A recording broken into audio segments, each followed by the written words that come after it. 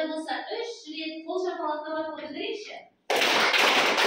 Жарайсыздар, отыра қойыңдар.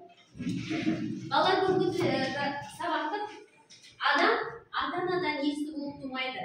Естіп, көріп, ұстап, қатып ескерсе, дүниедегі жақсы жаманды таниды дағы.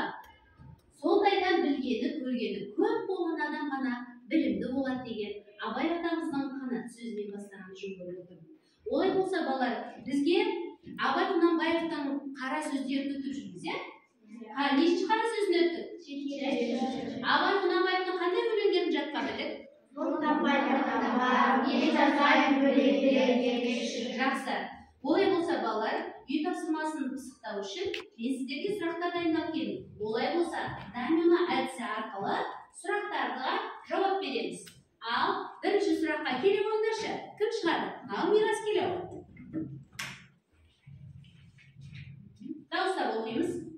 Абай Құнанбаев 1 тамызда 1845 жылы дүниеге келіп, 1904 жылы дүниеден өткен. Ұстаз, аудармашы, ақын, жазба, қазақ әдебиетінің негізін қалаушы, философ, саяси қайраткер. Жақсы. Тамаша болды. Ал мақтаға қоя қой. Екінші сұраққа кезетеміз. Кәнекей, кім келеді? Ал келе қой мақсат. Дауыстап оқимыз. Абай Құнанбаевтың өлеңдерін атап. Абай Құнанбаевтың өлеңдері қыз, сөз, жаз, орын таппай мақтанба.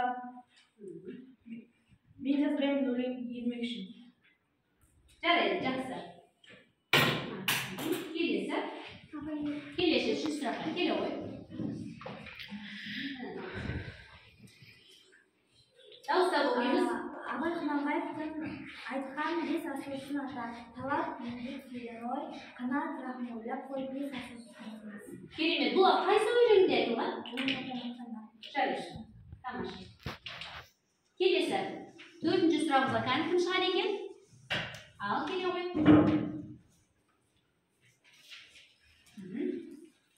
Абай Құнанбаевтың айтқан 5 дұшпанды білсеңіз. Өсек өтірік мақтаншақ, еріншек бекер мал шашпақ. 5 дұшпанды білсеңіз, талап еңбек терең ой, қанат рахым ойлап. Бізге қандай дұшпан бар екен сонда? Балалар, өсек өтірік мақтаншақ, еріншек бекер мал шашпақ. Жарайсың. Жақсы жауап бердің, дұрыс. Келесі сұраққа. 5-ші сұраққа кім шығады? Кел, Дәурен. Жарайсың. Дауыстап оқимыз. Құнанбаевтың қанша қара сөзі бар? 45-ші сөзі бітіп, 46-ші сөзі бітпей қалды. 45 қара сөзі бар екен. Абай Құнанбаевтың 46-ші қара сөзі аяқталмай қалған екен. Жарайсың. Ал. Келесі 6-ші сұраққа. Алтыға келе ғой. Дауыстап оқимыз мына жерге. Абай Құнанбаевтың мен жазбайын өлеңі ермек үшін өлеңі.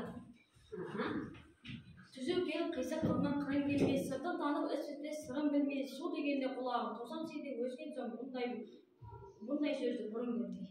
Жарайсың. Бізге мынаны іле қой. Домино ойынын жалғастырамыз. Кәнекей, жалғастырамыз. Келесі доминомызға. Ал келе қой. Нұрислам, дауыстап оқимыз.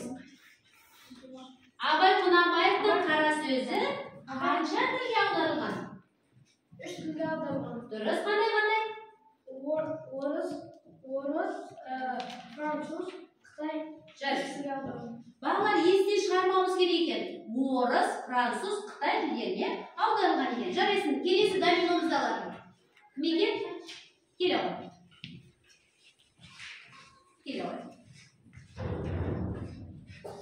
Абай Құнанбаевтың 1-ші қара сөзінде не айтылған? Абай Құнанбаевтың 1-ші қара сөзінде өзінің өмірі жайлы айтылған. Ел бағу жоқ, баға алмаймын, мал бағу жоқ, баға алмаймын. Жарайды. Осы Абай Құнанбаевтың 1-ші қара сөзінің соңында немен қалай қорытындылады? осы бірінші сөздің аяғында осы айтқан сөздерімнің бәрін ақ қағазға түсірейін. Ақ қағазбен қара сияны ермен қылайын. Керек адам алар, керек емес адам өз сөзінің өзіндікі. Өз сөзім өзімдікі. Жарайды. Келесі. Ал Жансерік, келесі доминоны мен алайын, бірақ сұрақты саған қоямын. Осы Абай Құнанбаевтың «Қалым таппай мақтанба» деген өлеңін жатқа айтып бере аласың ба? Бір шумағын айтып берші кәнекей. Мәнерлі. Ал Жансерікті тыңдайық. Қалым таппай мақтанба, орын таппай баптанба, құмарланып шаттанба, ойнап босқа күлуге, бес нәрсеге қашық бол, бес нәрсеге асық бол. Адам болам десеңіз, тілеуің өзің алдында, оған қайғы жесеңіз, өтірік өлмек мақтанша. Жақсы, жарайды. Керемет. Мына ең соңғы доминоны өзің іліп қорытындылаймыз. Балалар,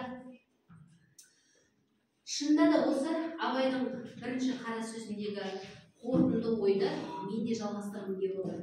Өйткені Абай өз сөзінде айтады, иә, мен тек қана қара сияммен ақ қағазымды ермек қылайын. Иә? Керек адам алар, болмаса өз сөзім өзімдікі деп. Біздің Абай атамыз үнемі не істетті балалар? Ақ қағазға өзінің ойын, өмірден алған ұлағатын түсіріп отырыпты. Олай болса, балалар, бүгінгі сіздердің тың ойларыңызды, үздік айтылған оқушыларды осы Абай атамыздың алтын қаламымен сіздерді бақылайтын боламын. Кестік пе, балалар? Иә, жақсы. Жарайсыз. Олай болса, мына жерде қараңдаршы, балалар. Қандай сан шығды? 7. Бұл 7 деген санда не байқадыңдар? Абайға 7-ші қара сөзі. Жарайсыздар. Олай болса, балалар, қараңыздаршы. Бүгінгі біздің жаңа сабағымыздың тақырыбы Абай Құнанбаевтың 7-ші қара сөзі. Ал енді балалар, сіздерді бүгінгі сабақтың мақсатымен таныстырып өтейін.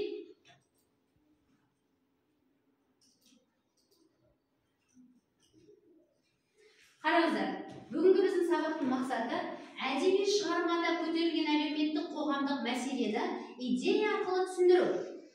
Эпикалық поэзиялық шығармаларда автор бейнесі анықтау. Яғни бізден күтілетін нәтиже мынау екен, балалар.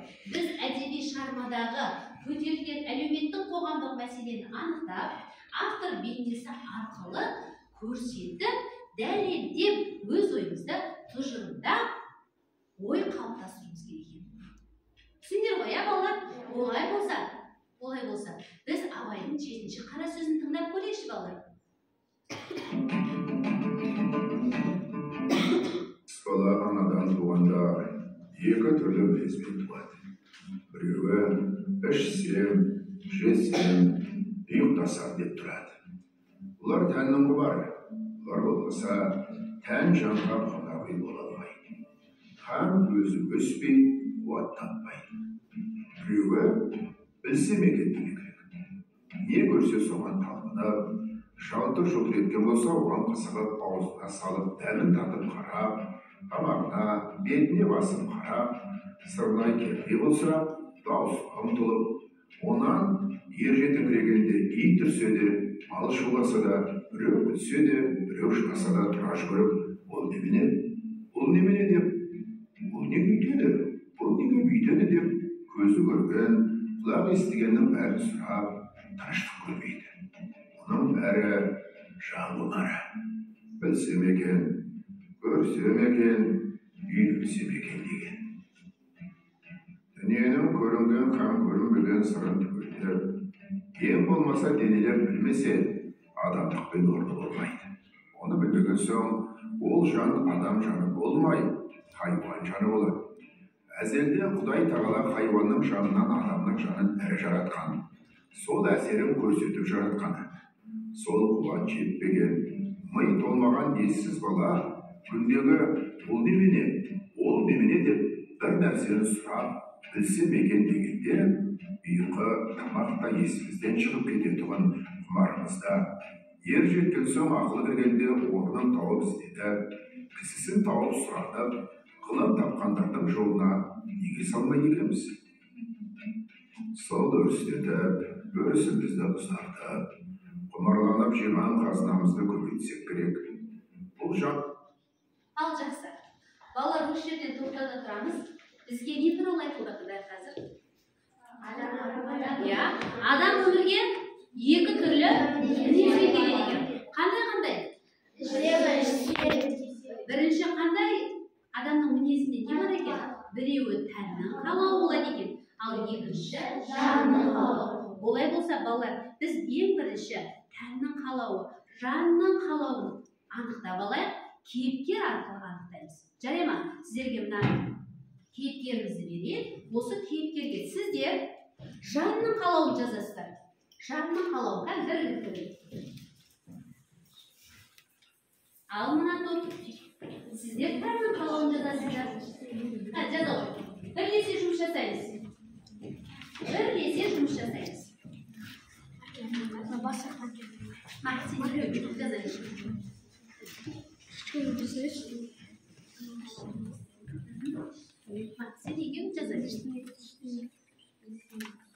Тек оң жағына жазамыз.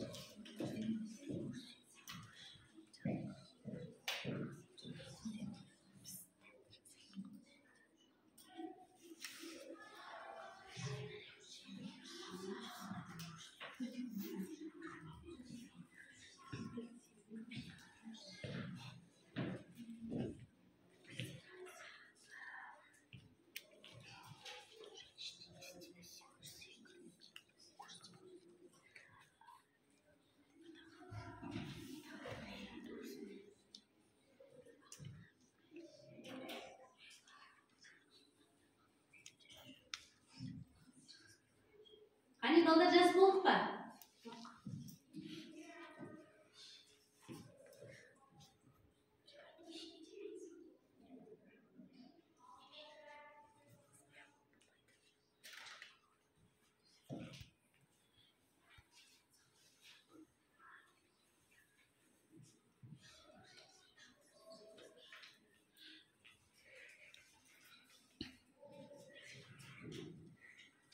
Болдық па балалар?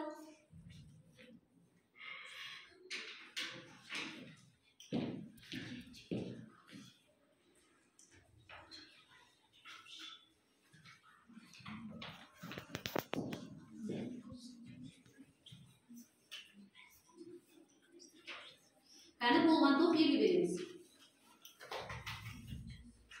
Бірден. Болған топ 3 рет шапалақ ұру арқылы белгі береміз балалар.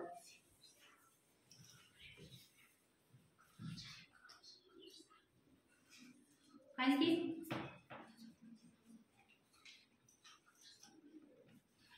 Өте жақсы.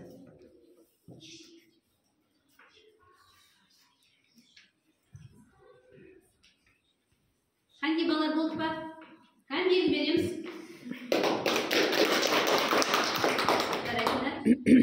Жақсы.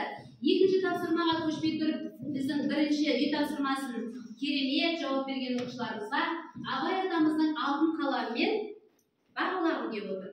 Мына бүгін алтын қалам біздің оқушылардың арасынан да дәл Абай атамыздың ұрпағындай, Абай атамыздай ақын, жазушы,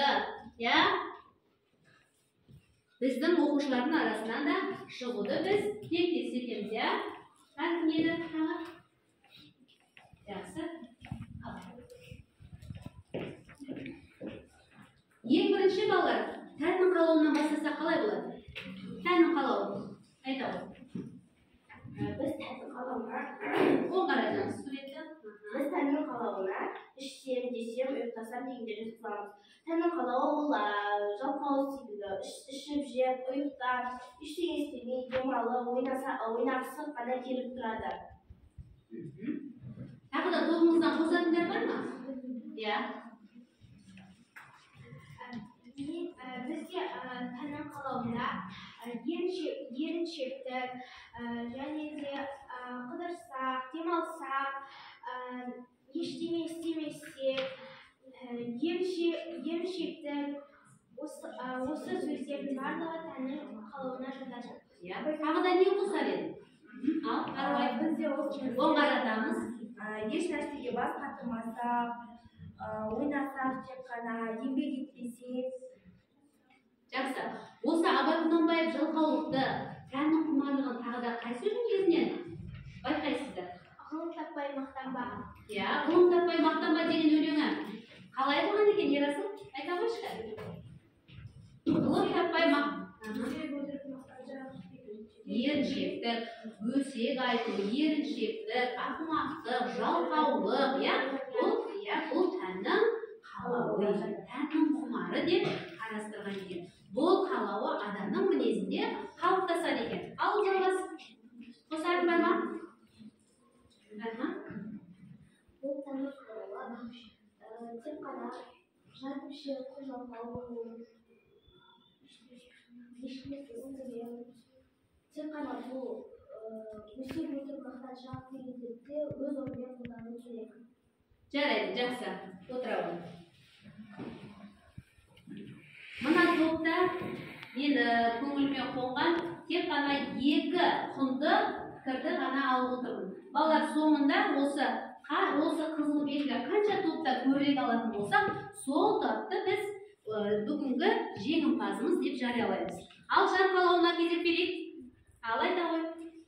Жас бала анадан туғанда екі түрлі мінезбен туады. Біреуі ішсем, жесем, ұйықтасам, бұл тән құмары. Ал екінші біреуі ол көрсем, білсем, танысам, үйренсем деп туады. Біз жан қалауына білсем, көрсем, танысам, үйренсем, ізденсем, естісем, жалт еткенге қызығып қарасам, дәмін татып, ол немене деп ізденсем дегендерді жатқыздық. Бұл кейіпкердің бойында бізге жан қалауы басымырақ болды. Жан қалауы басымырақ. Ал Қадиша. Мен жан қалауына мына нәрсені жатқыздым. Көрсем екен, білсем екен, танысам екен деп тұрады. Жалт еткен нәрсеге қызығып, ол немене деп оның сұрағын жауабын таппайша, іште жаны тыным таппайды. Олар бала күнінен осындай болады. Дәмін татсам екен деп, ол неден жасалған, оның дәмі неде, оның дәмін кіргізетін қандай қоспа екен деп, іште тыным таппайды. Оларды мен жан қалауына жатқыздым. Жан қалауына жатқыздым. Ал осы Абайдың 7-ші қара сөзін оқи отырып, не пайымдадыңдар балалар? Кім ой қосатындарың бар ма? Жалпы бүгін осы тапсырма бойынша жан қалауына нелер жататынын біз ажыратып алдық, балалар? Қосатындарың бар ма? Жақсы, жарайды. Ал мына топты бағалап өтейік. Бұл жерде де маған екі оқушының айтылған пікірі құнды деп бағаланды. Олай болса, балалар, біз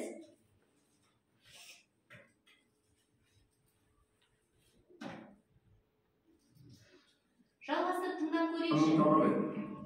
Тәнден жан артық еді. Тәнді жанға бас ұрғызса керек еді. Жоқ, біз олай қылмадық. Ұзатпай шулап, қарғадай бартылдап, ауылдағы оқытықтан сұрамадық. Жан бізді жас күнімізде билеп жүреді. Ер жеткен соң, күш жеңген соң, оған билетпедік. Жанды тәнге бас ұрғыздық. Еш нәрсеге көңілменен қарамадық. Көзбен де жақсы қарамадық. Көңіл айтып тұрса сенбедік. Көзбен көрген нәрсенің де сыртын көрген ақ қойдық. Сырын қалай болады деп көңілге салмадық. Оны білмеген кісінің несі кетіпті дейміз. Біреу кеткенін айтса да ұқпаймыз. Біреу ақыл айтса, ой Тәңір-ай, кімнен кім артық дейсің дейміз. Артығын білмейміз, айтып тұрса ұқпаймыз. Көкіректе сәуле жоқ, көңілде сенім жоқ. Бір көзбенен көрген біздің хайуан малдан неміз артық. Қайта бала күнімізде жақсы екенбіз. Білсек де, білмесек де, білсек екен деген адамның баласы екенбіз. Енді осы күнде хайуаннан да жаманбыз. Хайуан білмейді, білемін деп таласпайды. Біз түк білмейміз. Біз де Білеміз деп надандығымызды білімділікке бермей таласқанда, өлім тірілерімізді білмей, күре тамырымызды адырайтып кетеміз. Ал балалар, осы бейнежазбаны тыңдай отырып, екі топқа мынадай бір тапсырма бергенді жөн көріп отыр балалар.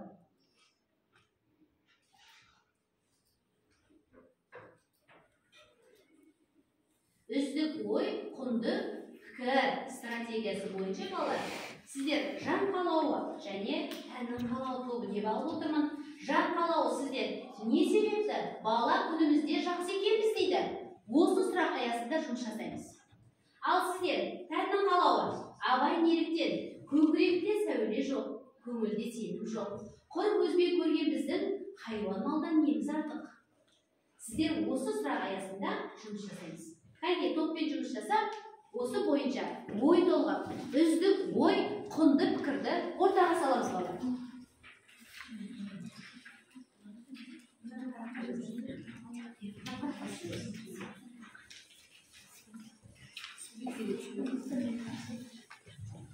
Балалар, кім құнды пікір айтатын болса, мен мына қоңырауды соғатын боламын. Яғни сіздердің құнды пікірлеріңізді біз дұрыс деп қабылдайтын болса, осы қоңырау арқылы бағалап отырамын. Жарай ма? Қанекей сәттілік. Жұмыс жасаймыз.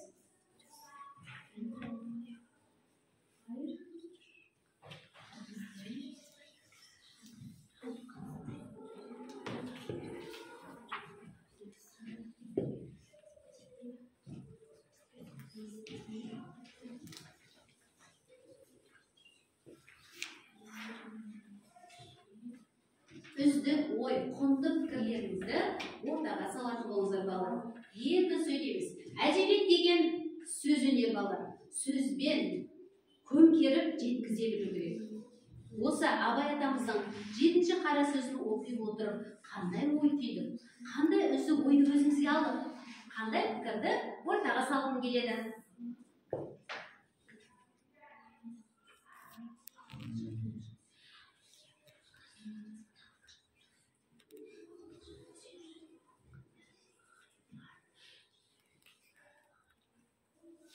Бірлесе жұмыс жасаймыз бе?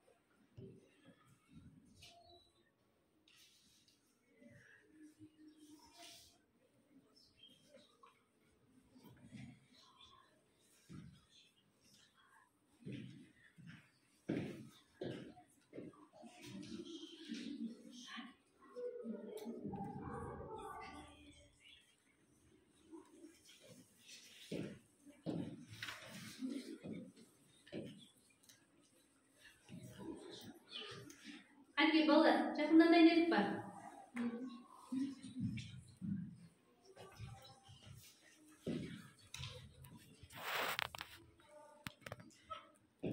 Тәннің қалауы тобы кәнекей аяқтаймыз.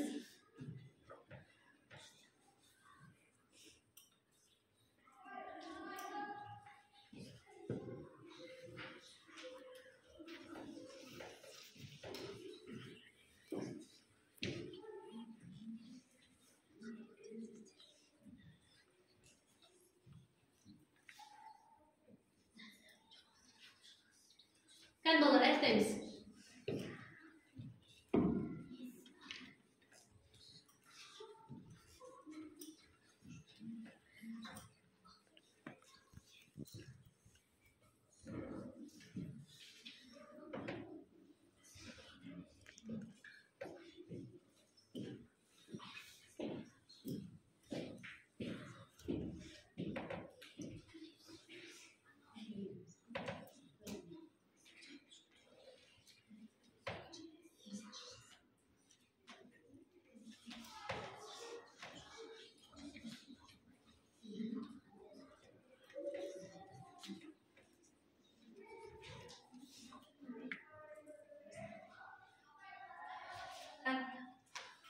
Oldu babalar. Ben de bir vereyim. Жақсы. Ал, тәннің қалауы айта ғой. Өйткені абай біздің өскен кезде еріншек жалқау болуының өзі айтқысы келді. Хайуан ештеңе білмейді, білгісі де келмейді. Тіпті білгім келеді деп те таласпайды. Хайуан сөйлей алмайды, тек ішіп жеп жата береді. Егер біз де ішіп жеп жата берсек, хайуаннан қай жеріміз артық? Керісінше біз сөйлей аламыз. Хайуан істей алмайтынның бәрін істей аламыз. Тек жалқауланбаймыз. Біз уақытты текке кетірмес үшін жалқау болмайық. Осы абай көкіректе сәуле жоқ, көңілде сенім жоқ, күн көзбен көрген біздің хайуаннан неміз артық деп айтқысы келді абай. Жақсы. Кәнекей ой қосатындар бар ма топпен ақылдаса отырып? Кәнекей? Ал айта ғой ой. Мен бұл 7-ші қара сөзден абай атамыздың 7-ші қара сөзден көре отырып оқи отырып біз кішкентай кезімізде барлығымыз жақсы болғанбыз, барлығына қызығушылықпен қарағанбыз. Өскен соң еш нәрсеге бас қатырғымыз келмейді. Ішіп жеп ұйықтап көзбен дұрыс көрмесек, көңілмен қарамасақ, еш нәрсеге қызықпасақ, хайуаннан еш артығымыз болмайды. Тағы да. Біз ішіп жеп жата берсек, хайуаннан қай жеріміз артық? Біз ішіп жеп жата берсек, өміріміздің жартысы осылай кетеді. Уақытты бағалау керек. Жарайды. Тағы да кім ой қосамыз ба? Балалар, тәннің құмары дегеніміз, бұл жерде абай атамыз нені білдіріп, нені айтқысы келіп отыр? Ал жан қалау жалғастырып алайық, соңында қорқылмаймыз. Жан қалау тобы. Ал Раяна бастай ғой. Жас бала туған кезде екі мінезбен туады. Біреуі ішсем, жесем, ұйықтасам, бұл тәннің қалауы. Ал екінші біреуі көрсем, танысам, үйренсем деп туады.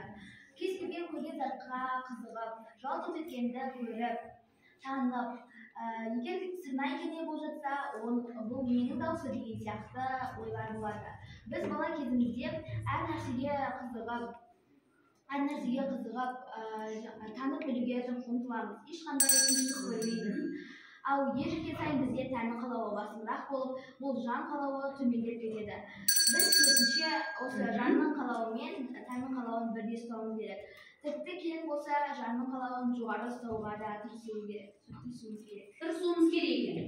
Ал ой қосатындар бар ма? Ерке болады. Кім? Балқадиша айта ғой. Абай атамыздың сөзінде бала күнімізде жақсы екен деген сөзін мен ашқым келіп отыр. Өйткені біз бала күнімізде білсек те білмесек те жанталасып тұрамыз. Ата-анамыздан сұраймыз, және де оны ата-анамыздың жауабын алмайынша біз көңіл таппаймыз. Өйткені ол бізге қызық, ал өскен сайын Абай атамыз айтқандай бізде тән қалауы басып алады. Бізде бой өскенмен ой өспейді. Бірақ біз бұл жан қалауын өскенше сақтауымыз қажет. Жарайды. Келесі. Ал бала кішкентай кезінде, 2 мың кезінде туады. Біреуі жан қалауы, біреуі тән қалауы. Бала жан қалауына білсем, көрсем, танысам, бұл не деп сұрасам, жалшыл еткен заттарға қызығып, дәмін татып көрсем деп тұрады. Ал тән қалауына ұйықтасам, жесем деп тұрады. Енді бұл жерде не түйдің? Бұл екі нәрсені біз ажыратып, ортақ бір пікір қалыптастыруымыз керек. Не түйдің бұл жерде? Бала сәби кішкентай кезінде жас кезінде, бала кезінде қаншалықты білуге ұмтылса, біз сол қалыпты не істеуіміз керек екен? Сақтай білуіміз керек екен. Былай дейді, егер де дейді, жан қалауы өскен сайын, тән қалауы жанға қонақ болады дейді. Ал егер де жан қалауы өзі қалыптаса білмесе, тәннің қалауы оған не дейді? Қонақ бола алмас еді дейді. Ал жарайды, жақсы отыра ғой. Ал Еркебұлан. Мен осы апайдың 7-ші қара сөзінде көп нәрсе түйіндеп алдым. Шынында да адам бала кезінде көп нәрсені біліп, көріп, жүріп, дәмін татып, бұл не, анау не екен деп әр нәрсеге құштар болып жүреді. Алайда өскен соң жан қалауын, тән қалауы басып алады екен. Сол себептен бізге тән қалауында, жан қалауында керек. Біз ұйықтамай, жемей, ас ішпей өмір сүре алмаймыз. Алайда жан қалауын, тән қалауына басып жүруіне болмайды. Егер де біз тән қалауына кетер болсақ, біз өмірде не істерге білмей өтер едік. Мен бұл мәтіннен түйгенім, біз бала кезіміздегі жан қалауын өскенге шейін сақтап, өскенде де сол жан қалауын алып жүруіміз керек екен. Керемет. Ары қарай. Тағы да ой қосатындар бар ма? Әрине балалар. Абайдың 7-ші қара сөзін оқи отырып, адам өмірге екі түрлі мінезбен келеді. Біріншісі тәннің қалауы. Яғни ол ішсем, жесем, ұйықтасам. Ал екіншісі жанның қалауы. Әрине ол көрсем, білсем, жас бала кезімізден өмірге таныған сайын қызығушылығымыз оянып, сылдыр еткен нәрсенің даусына көңіл бөлу, жалтыраған нәрсеге көңіл бөлу. Бұл не нәрсе? Бұл не нәрсе деп көңіл бөлуіміз еді. Біз өстік. Ал өскеннен кейін қалай болады дейді? Бұл жерде тәннің қалауы басып, жанның қалауы балалық шақта қалып қояды дейді. Ал Абай атамыздың 7-ші қара сөзінде бізге нені меңзейді балалар? Біз өскенде де жанның қалауын өзімізбен бірге ала жүруіміз керек. Өйткені жанның қалауы арқылы біз не істейміз? Өмірді танимыз, қоғамды танимыз. Айналамызда болып жатқан барлық жаңалықты түсінеміз. Білген сайын, көрген сайын біз қандай азамат боламыз? Білімді азамат боламыз. Мінекей, балалар, бүгінгі жаңа сабағымызда Абайдың 7-ші қара сөзінде сіздердің осындай бір керемет ой түйді деп ойлаймын. Олай болса, осы түйген ойларыңызды осы бүгінгі сабағымызда не білдік? Абайдың 7-ші қара сөзін оқи отырып не түйдік? Өмірімізге не алдық? Бізге Абай атамыз нені меңзейді, нені көрсетті, не нәрсеге тәрбиеледі? Сол бойынша өз ойымызды осы ақ параққа түсіндіреміз. Жарай ма?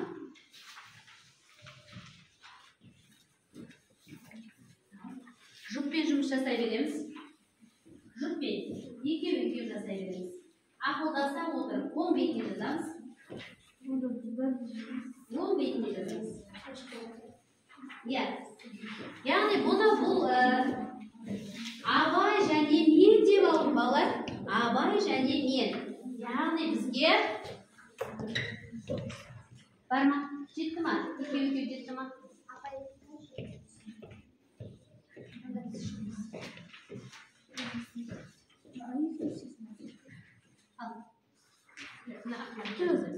Ақпаратқа жазайық.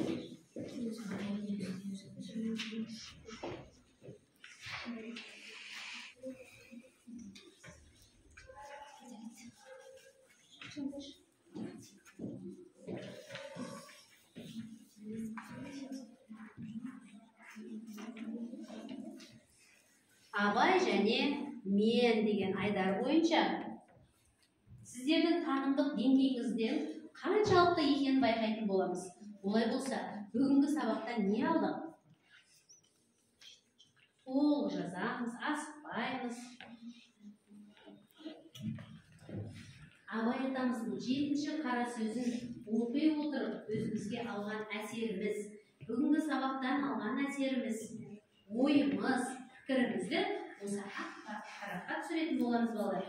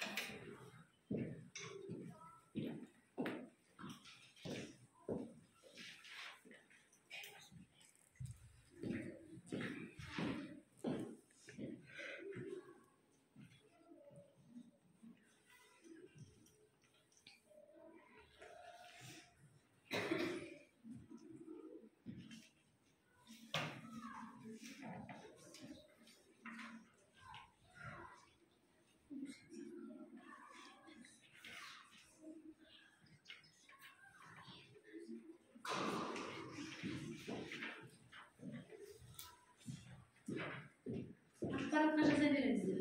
Жаза беріңіздер. Өзің ойыңды жаза беріңіздер.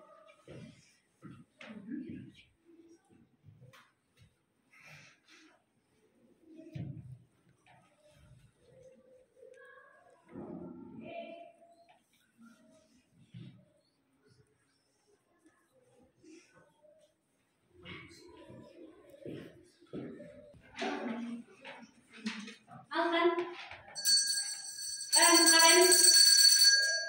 Ал, оқарады. Біз абай атамыздың 7-ші қара сөзінен ембеуді, жалқауланбауды, білімді болуды, бір нәрсені біліп түсіне алмаған жағдайда үлкендерден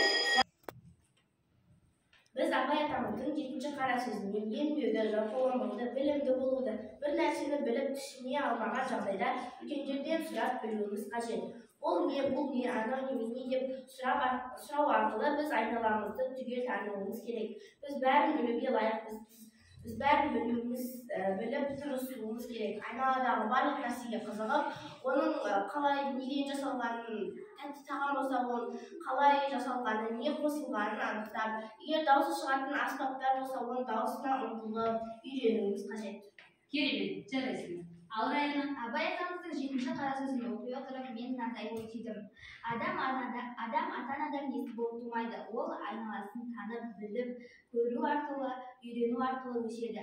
Біз бала кезімізде кез келген затты танып, білуге, көруге, ізденуге ұмтыламыз. Ал өскен сайын адамға күш бітіп, жеке тұлға атанып, тән құмары басымырақ болып қалады. Абайдың 7-ші қара сөзінде бізге берілген жан қалауын мынадай мақал-мәтелмен жалғастырғым келеді. Қазір бой салыстыратын емес, ой салыстыратын заман. Керемет. Топ бойынша жұптасып, бірлесіп бүгінгі сабақта өз ойымызды, құнды пікірімізді ортаға салып. Олай болса, жан құмары, жан қалауы тобы, кәнге біздің сіздерге берген қызыл жалауды жаңағы санап көріңдерші қане. Нешеу екен? Ал кәннің қалауы нешеу болды да? Ал сіздерде? Алтау екен, я? Олай болса, барлығымыздың ойымыз өте құнды екен. Кән өзіміз? Балалар, бүгінгі Абайдың 7-ші қара сөзін қорытып отырып, балалар, адам туыла сәмен есі болып тумайды ғой. Туылғаннан кейін бар, көрсем, білсем, барлығы. Бірге осындай жан қалауын өмірде ұстанып, тәннің қалауын қоса алып жүретін білімді де білікті ұстаз, білімді де білікті оқушы болуға сіздерді шақырамын. Олай болса, балалар, бүгінгі сабақты қорытындылап, сіздерге үй тапсырмасын беремін. Үйге тапсырма Абай Құнанбаевтың 7-ші қара сөзін жатқа айтып келеміз. Олай болса, балалар, назарларыңызға көп